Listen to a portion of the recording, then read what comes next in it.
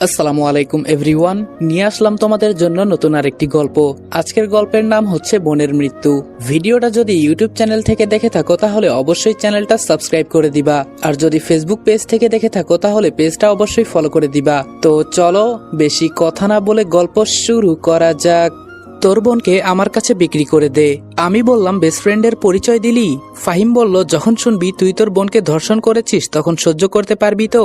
আমি বললাম, এতটা নিচে নেমে যাবি আমি ভাবতেও পারি নাই। ফাহিম বলল, তোর ভাবনাতে আমার কিছু আসে যায় না। আমি বললাম, আমার বোনকে ছেড়ে দে। ফাহিম বলল, তোর সামনে তোর বোনকে আজকে আমি ধর্ষণ করব। আমি বললাম, প্লিজ ফাহিম, তুই আমার সাথে যা ইচ্ছা কর, তবুও আমার বোনকে ছেড়ে দে। ফাহিম বলল, তোর সাথে বন্ধুত্ব করার যে একটা কারণ আছে। আমি বললাম, আমি যদি জানতাম কখনো তোকে আমার বেস্ট ফ্রেন্ড করতাম না। ফাহিম বলল, সত্যি তোর বোন অনেক সুন্দর, আজকে অনেক মজা হবে। আমি বললাম, ফাহিম, তুই আমার আম্মুর হাতে খাবার খেলি, আমার আপন ভাইয়ের মতো আমি তোকে দেখি, আর আজকে তুই আমার বোনকে ধর্ষণ করার ফাঁদ পেতেছিস। ফাহিম বলল, তোর সাথে ফ্রেন্ডশিপ করার এটাই কারণ ছিল। আমি বললাম, আজকে তোর কথা শুনে আমার খুব খারাপ লাগছে। ফাহিম বলল, লাগলে আমার কি? আমি বললাম, আমি মানুষ চিনতে ভুল করেছি রে। ফাহিম হাসতে হাসতে বলল, বিশ্বাস কর, তোর বোনের সৌন্দর্য দেখে আমি লোভে পড়ে গেছি। আমি বললাম, এসব দেখার আগে তুই আমাকে মেরে ফেল। ফাহিম বলল, সেটা তো হবে না। আমি বললাম, তোর কাছে আমার বোনের জান ভিক্ষা চাই, ছেড়ে দে ওকে। ফাহিম বলল, মাফ করিস বন্ধু, এটা পারবো না। আমি বললাম, ও মাত্র ক্লাস 10-এ পড়ে, পিচ্চি একটা মেয়ে। ফাহিম বলল, ছোট মেয়েদের খেতে অনেক মজা হয়, জানিস না তুই? আমি বললাম, প্লিজ ফাহিম, শেষবারের মতো একটা অনুরোধ করলাম, তুই এটা রাখ, তোর কাছে আর কিছুই চাইবো না আমি। ফাহিম বলল, আমার কাছে কিছু চাইবার ক্ষমতা নাই তোর, আমি তোর কিছুই হই না।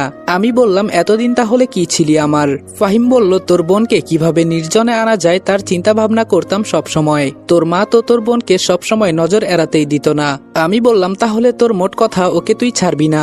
ফাহিম বলল, তোর বোনকে আগে তোর সামনে ধর্ষণ করব, আর মানুষ জানতে পারবে এই ধর্ষণ তুই করেছিস। আমি বললাম, সময় এবং নদীর স্রোত কারোর জন্য অপেক্ষা করে না, একটা প্রবাদ বাক্য আছে জানিস? আজকে আমি তোমাদেরকে সবচেয়ে বিশ্বস্ত বুকমেকার ওনেক্স সম্পর্কে বলতে চাই, যেটি পিএসজি এবং সিরিয়ার অফিসিয়াল পার্টনার। এই অ্যাপে আপনি cricket, football, tennis live match দেখতে এবং তাদের স্কোর ভবিষ্যৎবাণী করে সহজেই অর্থ উপার্জন করতে পারবেন। সেই সাথে বিএমডব্লিউ গাড়ি, আইফোন, ল্যাপটপ এবং আরো অনেক নগদ পুরস্কার জেতারও সুযোগ রয়েছে। এই অ্যাপটিতে আপনি crash, crystal, under and over 21 ইত্যাদি গেম খেলে সহজেই আয় করতে পারবেন। সাইন আপ করার সময় আমার প্রচার কোড রিদওয়ান8 ব্যবহার করে আপনার প্রথম জমাতে 24,000 টাকা পর্যন্ত পান। আপনি বিকাশ, নগদ, ব্যাংক, ক্রিপ্টো, পেপাল এবং অন্যান্য সহজ পদ্ধতির মাধ্যমে সহজেই আপনার জেতা টাকা তুলতে পারবেন। এখানে আপনি 24 ঘন্টার 7 দিন গ্রাহক সহায়তা পাবেন। তাই এখনই গুগলে ওয়ানেক্স সার্চ করে অফিসিয়াল ওয়েবসাইটটিতে গিয়ে রেজিস্ট্রেশন করুন, আর রেজিস্ট্রেশনের সময় অবশ্যই আমার প্রচার কোড রিদওয়ান8 ব্যবহার করে প্রথমবার ডিপোজিটে 24,000 টাকা পর্যন্ত পান। ফাহিম বলল, আরে তুই আবার আমাকে কি করবি? তোর শরীরে তো এক ফোঁটাও রাগ নাই। আচ্ছা, তোর বোনকে আমি ধর্ষণ করব, এরপরেও কি তোর রাগ হয় না? আমি বললাম, তোর মতো আমি নেমহারামি না। আমার মা বাবা আমাকে ছোট থেকে শিক্ষা দিয়ে তুলেছে। লোহার রডটা দিয়ে আমার মাথায় একটা আঘাত করলো, মাথা ফেটে রক্ত আসছে এখন। ফাহিম বলল, কি রে শালা, এরপরেও তোর কি একটুও রাগ হয় না আমার উপর? আমি বললাম, এক কাজ কর, তুই আমাকে মেরে ফেল। ফাহিম বলল, এটা করা যাবে না, একটু পর তো তোর সামনে তোর বোনকে ধর্ষণ করব, আর সেটা তুই দেখবি না, এটা কি কখনো হতে পারে? আমি বললাম, তোর বোনকে আমি নিজের বোনের মতো দেখতাম, আর তুই আজকে বেস্ট ফ্রেন্ডের দোহাই দিয়ে আমার সাথে বিশ্বাসঘাতকতা করলি। ফাহিম বলল, মনে কর আমি মির্জাফর। আমি বললাম, তার থেকে তুই আরো নিকৃষ্ট। আমিও ইচ্ছে করলে তোর বোনকে বাজে নজরে দেখতে পারতাম। রডটা দিয়ে আবার আমাকে ইচ্ছা মতো মারতে লাগলো। তোর তো সাহস কম না, একদম আমার বোনকে বাজে নজরে দেখবি না। আমি বললাম, টাকা আর ক্ষমতার পাওয়ার দেখিয়ে আজকে তুই আমার সাথে যেটা করলি এটা আমার মনে থাকবে। ফাহিম বলল, ওহ তাই নাকি? বাবু তো রেগে যাচ্ছে। কই, আমি তো দেখতে পারছি তুই হাসছিস।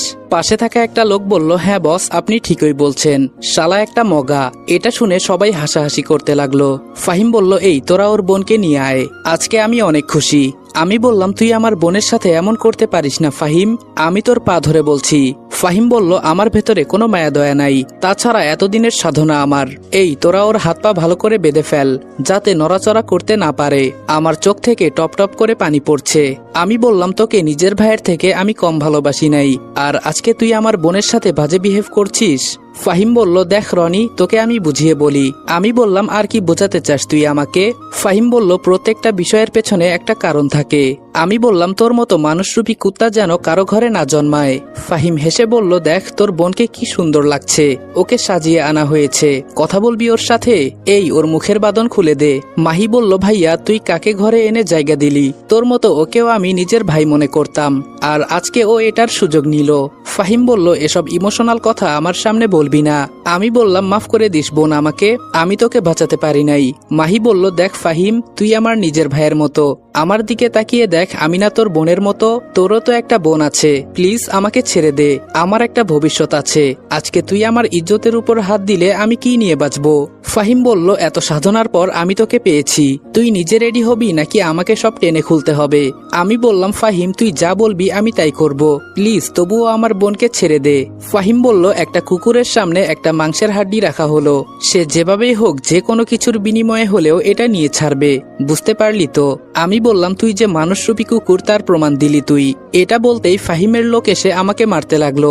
মাহি বলল, প্লিজ আমার ভাইকে মারিস না, যা করার আমার সাথে কর। ফাহিম বলল, এই তো লাইনে এসেছিস, এই তোরা সবাই বের হয়ে যা। ফাহিমের কথা শুনে সবাই চলে গেল। ফাহিম বলল, রনি তোর কি এখনো আমার উপরে রাগ হয় না? আমি বললাম, আমি এত কিছু জানি না, তুই আমার বোনকে মাফ করে দে, আমি পতিতা পল্লীতে গিয়ে তুই যাকেই পছন্দ করবি আমি তাকেই এনে দিব। ফাহিম বলল, হবে না রে। ফাহিম মাহির কাপড় টেনে খুলে ফেলেছে, আমি চোখ বন্ধ করে আছি। মাহি বলল, ভাইয়া শেষবারের মতো একটা কথা বলি, তুই খুব ভালো, কারো উপরে তুই কোনোদিন রাগ করিস না, আজকে তোর বোনকে ধর্ষণ করছে আর তুই এভাবে তাকিয়ে তাকিয়ে দেখছিস। আমি থুতু দেই এমন ভাইয়ের মুখে যে নিজের বোনকে বাঁচাতে পারে না। আমার চোখ দিয়ে পানি পড়ছে, কিছুই করার নেই আমার, কি করব আমি? আমার হাত পা বেঁধে রেখেছে। আসলে এটাই সত্যি, আমি কোনোদিন কারো উপর রাগ করতে পারি না। ফাহিম আমার সামনে আমার বোনকে ইচ্ছে মতো ছিঁড়ে খাচ্ছে আর আমি চোখ বুজে আছি।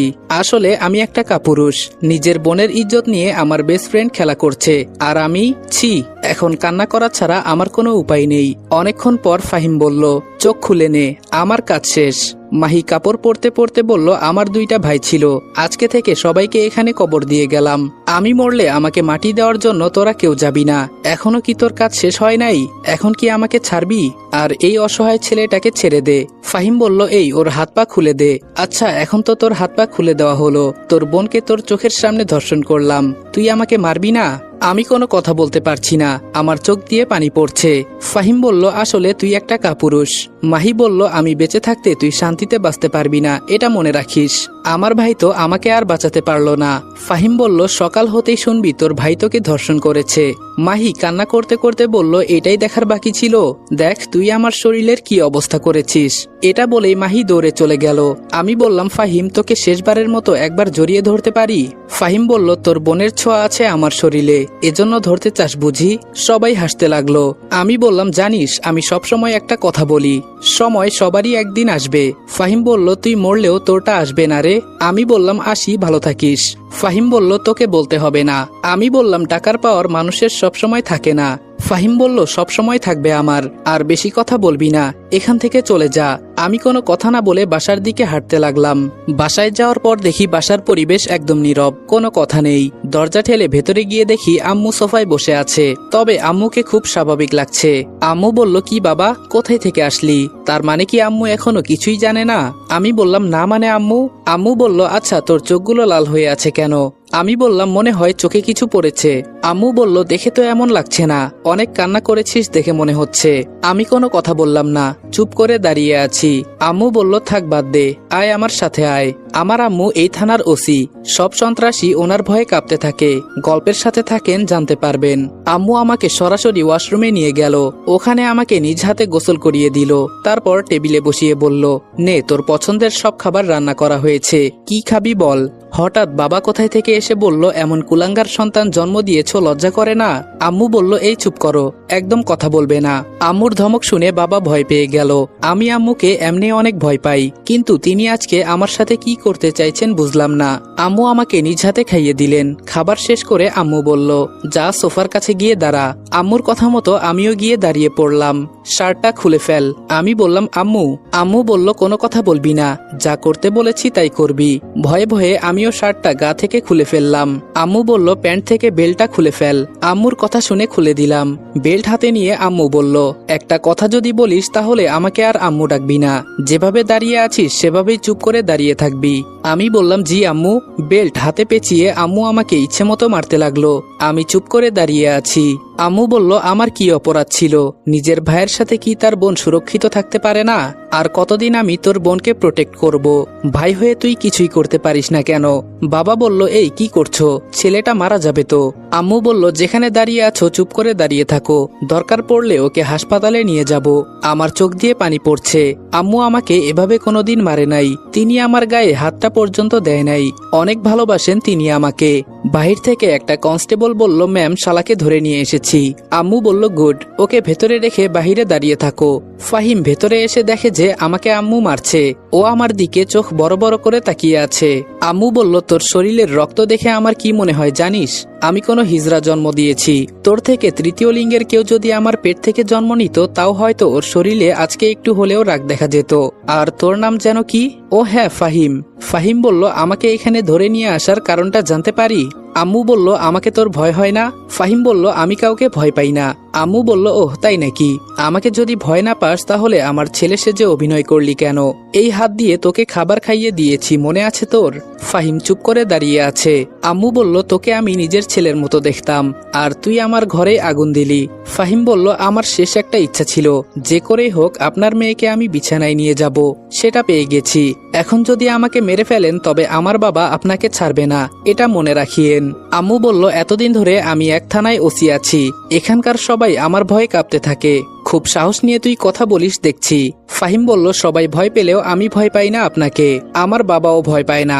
আম্মু বলল তোর বাবা যেন এই শহরের কি? ও মনে পড়েছে, তিনি এখানকার এমপির ডান হাত, তাই না? ফাহিম বলল আপনার এসব ফালতু কথা শোনার আমার সময় নাই, আমাকে মারলে মেরে দিন। আম্মু বলল এভাবে তোকে মেরে কোনো মজা পাওয়া যাবে না, এক কাজ করা যাক। বাবাকে উদ্দেশ্য করে বলল ঘর থেকে লম্বা রডটা নিয়ে এসো। বাবা বলল কি করতে চাও তুমি? আম্মু বলল এত কথা শোনার আমার সময় নাই, যেটা বলেছি সেটা করো। বাবা আম্মুর কথা মতো ঘর থেকে রডটা এনে আম্মুর হাতে দিল। আম্মু বলল মাহি, এই মাহি। মাহি রুম থেকে বাহিরে আসলো। আম্মু বলল তুই কি ওকে বিয়ে করতে চাস? যদি বলিস আমি সব তৈরি করব। মাহি বলল না আম্মু, আমি ওর মতো রাস্তার কুকুরকে বিয়ে করব না। আম্মু বলল ওর নাকি মরার খুব শখ, কি করি বলতো?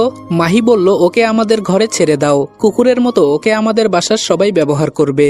ফাহিম বলল আমি যদি এখান থেকে বের হতে পারি তোদের কাউকে ছাড়বো না। সাথে সাথে মাহি লাথি দিয়ে ফাহিমকে ফেলে দিল। মাহি বলল গলা থেকে মাথা আলাদা করে ফেলবো। কাপুরুষ কোথাকার, তোর তো লজ্জা থাকা উচিত। শোন, জোর করে সবকিছু করা যায়, কিন্তু তাই বলে সে পুরুষ হয়ে যায় না, কাপুরুষই থেকে যায় সারা জীবন।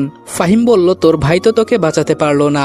আম্মু আমার দিকে তাকিয়ে বলল ও থাকলেই কি আর না থাকলেই কি, মেয়ে তো আমার একটাই। এখন রডটা হাতে নে তুই। ফাহিম বলল কি? আম্মু বলল যা বলছি তাই কর, কথা শুনলে তোর মঙ্গল হবে, না হলে তোকে কি যে করব আমি এটা বলতে পারি না। ফাহিম রডটা হাতে নিল। আম্মু বলল সামনে দাঁড়িয়ে থাকা ছেলেটাকে মার। ফাহিম আমার দিকে একবার তাকিয়ে রডটা দিয়ে আমাকে ইচ্ছে মতো মারতে লাগলো। এক একটা রডের আঘাতে আমার শরীর জ্বলতে লাগলো, মনে হচ্ছে যেন ভেতরের সব হাড্ডি ভেঙে যাচ্ছে। সত্যি আমি অনেক বড় অপরাধ করে ফেলেছি। চুপ করে দাঁড়িয়ে কান্না করছি। আম্মু বলল অনেক হয়েছে, এখন বন্ধ কর। ফাহিম বলল যে অপরাধ করেছে তাকে কি মারবেন না? আম্মু বলল তোর ভেতরে সত্যি অনেক সাহস আছে, না হলে এরপরেও আমার সাথে এভাবে কথা বলতি না। মাহি বলল আম্মু তুমি এরপরেও ওর তারিফ করছো? আম্মু একটা হাসি দিয়ে বলল রাগ করিস কেন মা, নিজেকে তোর মতো তৈরি করতে পারবি না? তোর সুরক্ষা তুই কি নিজে করতে পারবি না? মাহি বলল আম্মু আর আমাকে নিয়ে তোমার চিন্তা করতে হবে না, এসব কুকুর কিভাবে হ্যান্ডেল করতে হয় সব আমার জানা আছে। আম্মু বলল কি রে কই তোরা?